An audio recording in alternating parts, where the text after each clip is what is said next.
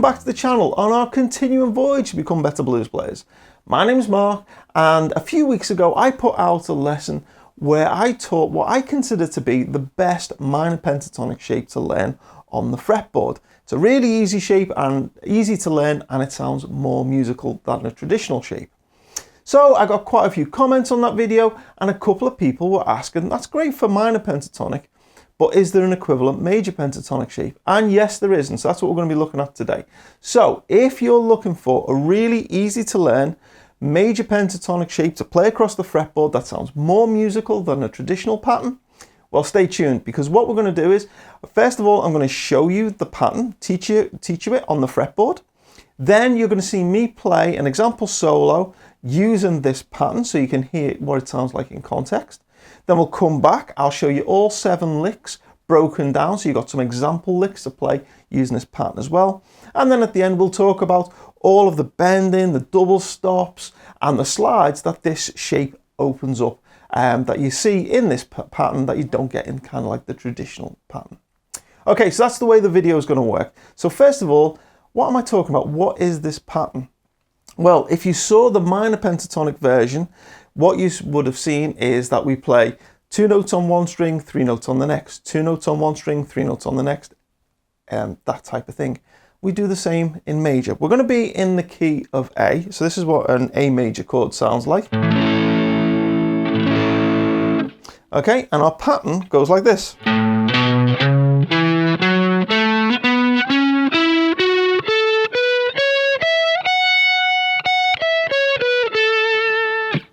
Okay, and what we're doing is we're playing 3 notes on one string, 2 notes on the next, 3 notes on one string, 2 notes on the next. So here's our 3 notes, and then here's 2 notes, 3 notes, 2 notes, 3 notes, 2 notes. And basically it's the same pattern in across that each pattern takes in two strings, and we're doing it 3 times across the 3 pairs of strings. And what's great about this is that we can actually slide in. So when we're playing 3 notes on one string, it's better to actually use slides. It sounds more musical, like this.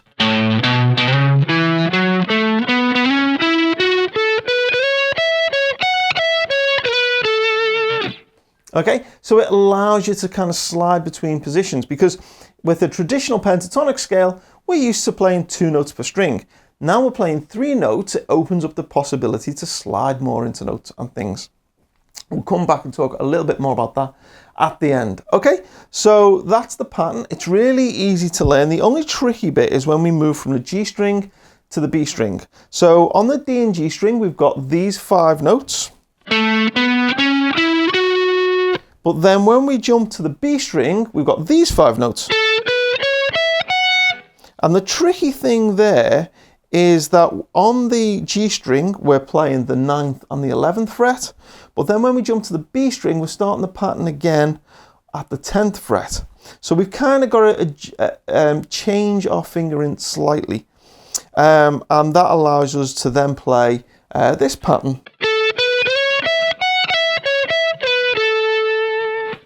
Okay, so that's kind of like when you're just getting that pattern under your fingers, that's kind of like the only tricky thing. Okay, so what we'll do now is you're going to hear me play a example solo using licks taken exclusively from that pattern over a backing track. The backing track is an 8-bar A major pattern. It's basically a bar of A to a bar of E, F sharp minor to D, and then A, E, D, E.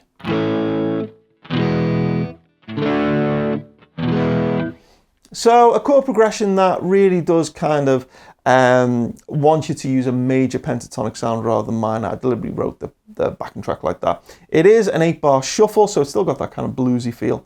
Anyway, enough talking. Here's me playing 7 licks over the backing track so you can hear what this pattern sounds like in context. We'll come back on the other side and then I'll pull the licks apart and show you them one by one. So here's the example.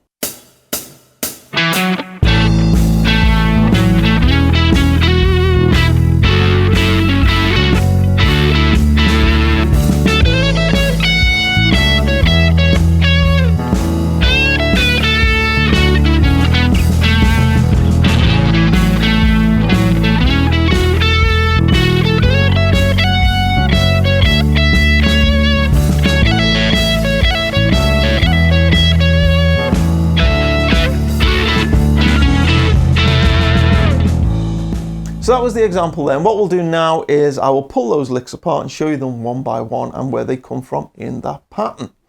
Before we do, a little bit of housekeeping. First of all, if you would like tab is available for this, free of charge. Send me an email asking for sliding pentatonics.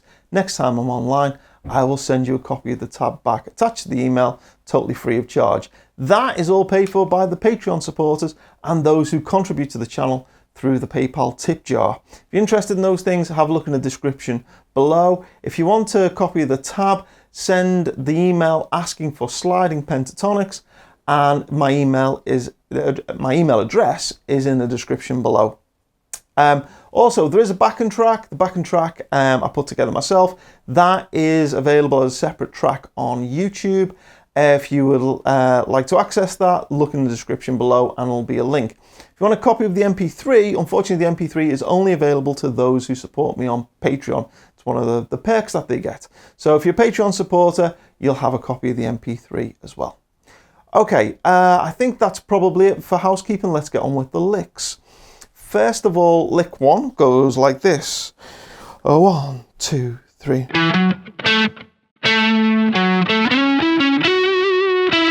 And I'll do it nice and slow, and here it goes. 1, 2, 3.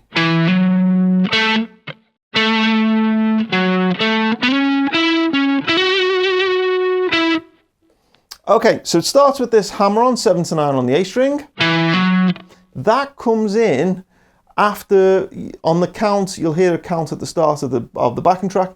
1, 2, 3, and then we come in because then we land this note 7th of the D string on the first beat of the bar when the whole band comes in.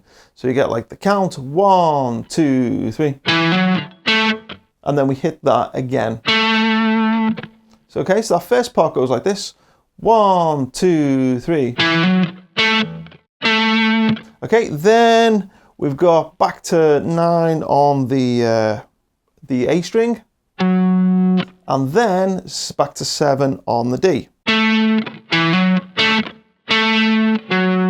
And then we're going to use this sliding pattern to come up here, and then there's a hammer onto here.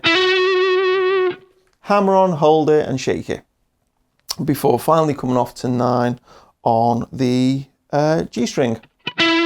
So the whole lick, nice and slow. 1, 2, 3.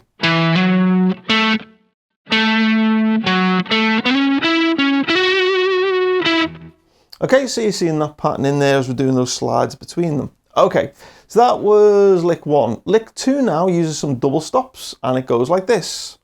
1, 2, 3, 4. Okay, and I'll do it nice and slow.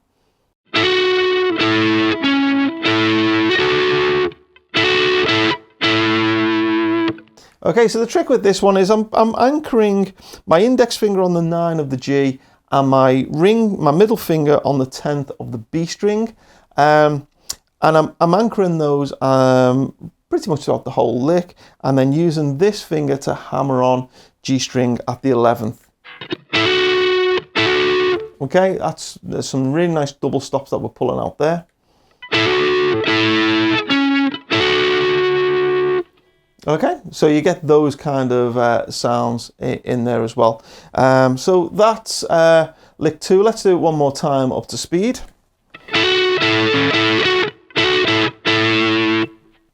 Okay, and then lick 3. And lick 3 goes like this.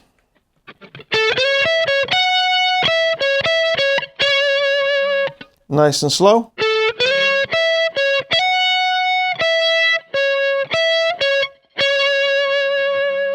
Hold and shake that last one. Got the hammer-ons in there and things. As you can see, that is just those 3 notes on the B string and 2 notes on the top E.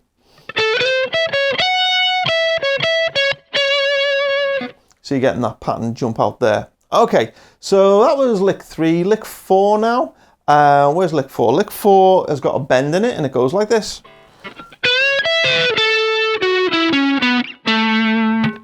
Okay, so we're starting B string, 12th fret, bend that up a whole tone, and then grab the top E string with the little finger at the 12th fret. I talked about this in a couple of recent videos, how I saw Leslie West do this on video years ago and it sounded great. Actually, loads of players do it. But basically bend with the ring finger and then grab the other string with your little finger. Okay, so you get that. And then the second half is just walking down that pentatonic.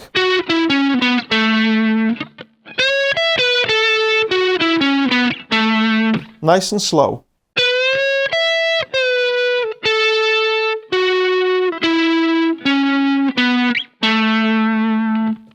Okay, so that was lick 4. Lick 5 then goes all the way back to the bottom E string, and it's basically going to just walk all the way up that pattern, and it goes like this.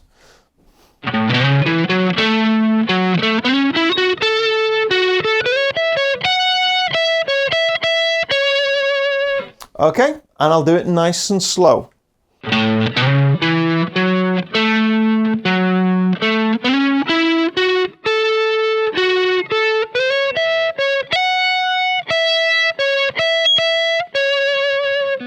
Okay, so what we've basically got is we've got the same pattern repeating 3 times, and it's this one.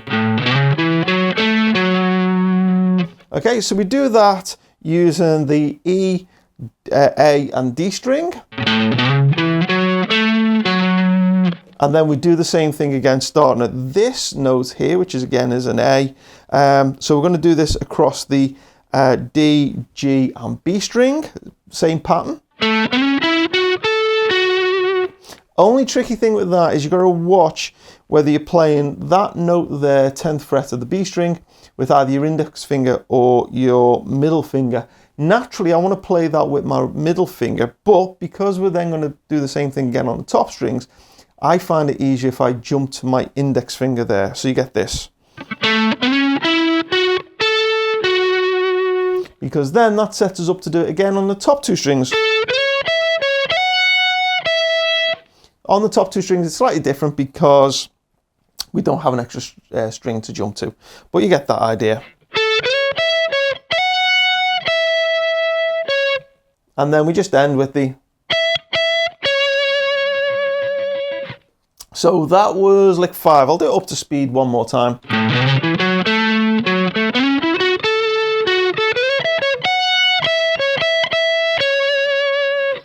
Okay, and it is just basically taking in that entire shape. I'm essentially just walking up the scale, but it sounds more musical than just walking up a scale. Okay, lick 6 then is the kind of the fast, flashy, tricky one, and it goes like this.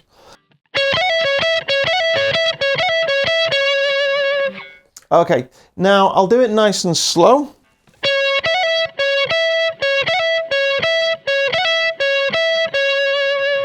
The only trick to this one really is I'm anchoring down my index finger on the 12th fret of the top E string, and I'm doing a hammer on a pull off really fast with my ring finger. Okay, so you've got to be able to do that and get that little move down.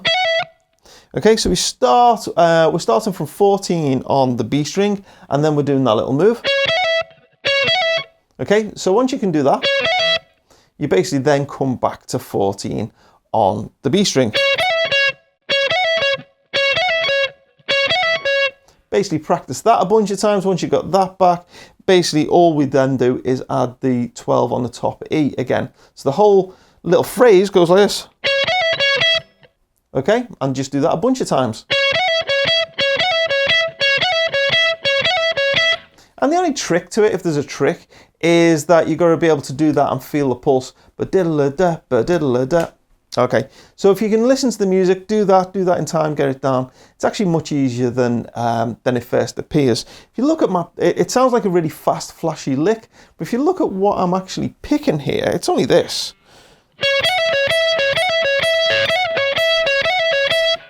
Okay, my picking hand is not doing anything fancy, it's just going B string, E string, B string, E string, B string, E string. And the flashiness is all in this little hammer-on pull-off. Once you can do that, it actually sounds way more flashy than it is. Okay, so that was lick 6. Lick 7 now is a double stop to end, and it goes like this. Okay, and I'll do it nice and slow.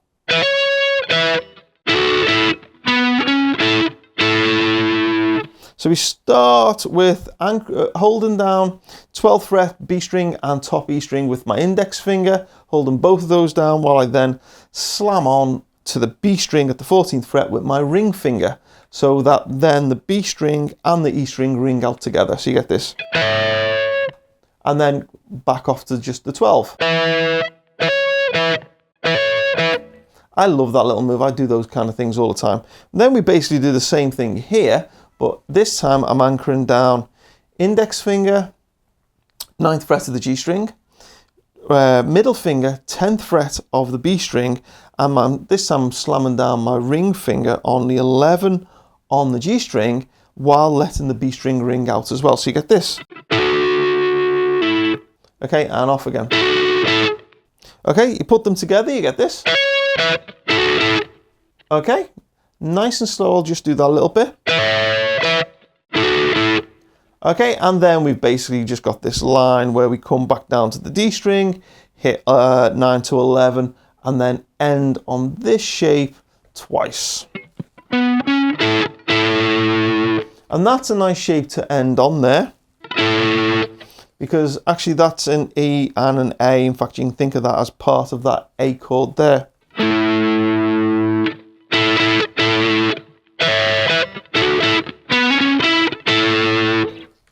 Okay, so those are all the licks. So hopefully you've seen the pattern. You've seen 7 licks pulled out of that pattern. Sounds very musical. I love this pattern. Anytime you've got 3 notes on one string, like we did with the minor pentatonic, I don't play 3 notes a string like you're supposed to, like this, using 3 fingers. I use 2 fingers because I'm a blues player and that's what we do. We love our pentatonics, 2 notes per string. But when we suddenly get 3 notes per string, I like to slide in rather than using multiple fingers.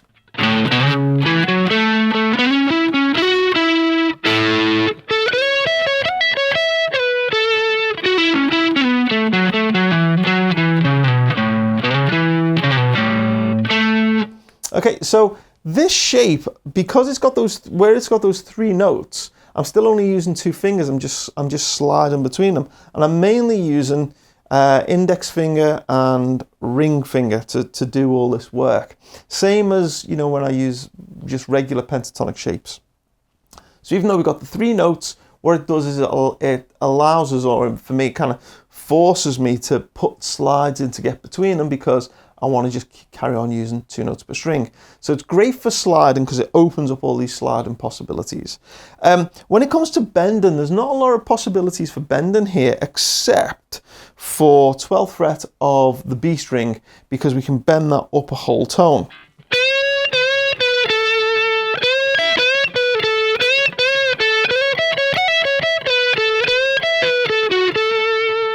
And you can do those kind of things. That really is the only opportunity that we've got for bending.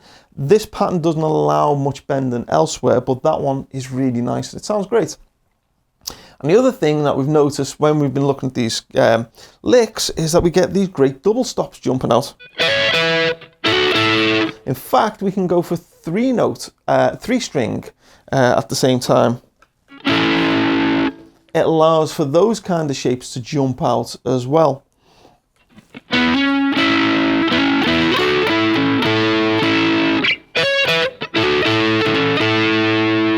So you get all of those kind of things. You've also got one here.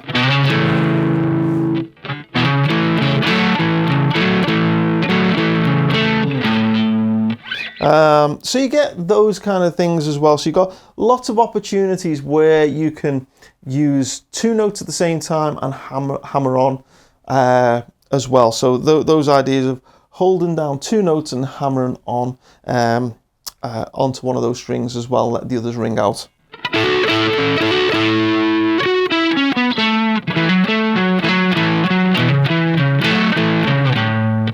So you can experiment and find all those kind of nice, interesting sounds as well.